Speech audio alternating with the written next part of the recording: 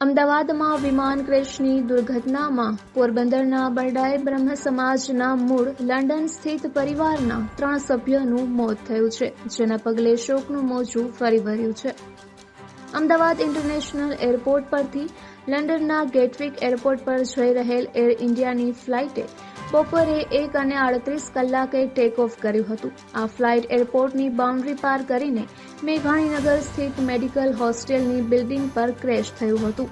આ સમયે વિમાનમાં ક્રૂ મેમ્બર્સ સહિત કુલ 242 મુસાફરો સવાર હતા, જેમાં 53 બ્રિટિશ નાગરિક, 60 પોર્ટુગીઝ અને 1 કેનેડિયન નાગરિક તેમજ 169 ભારતીય નાગરિકો સવાર હતા. આ દુર્ઘટનામાં ગુજરાતના પૂર્વ મુખ્યમંત્રી વિજય રૂપાણીનું પણ નિધન થયું છે.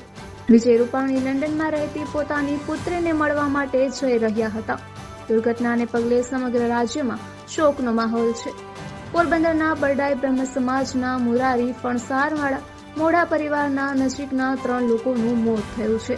પરિવારના રાજભાઈ મોઢાએ માહિતી આપતા જણાવ્યું હતું કે તેના લંડન સ્થિત માસી રક્ષાબેન કિશોરભાઈ મોઢા ઉંમર વર્ષ 55 અને માસા કિશોરભાઈ ગત ફેબ્રુઆરીમાં પોરબંદર આવ્યા હતા અને કિશોરભાઈને કેન્સર હોવાથી તેઓની સારવાર ચાલુ હતી, જે દરમિયાન એકાદ માસ પૂર્વે કિશોરભાઈનું અવસાન થયું હતું.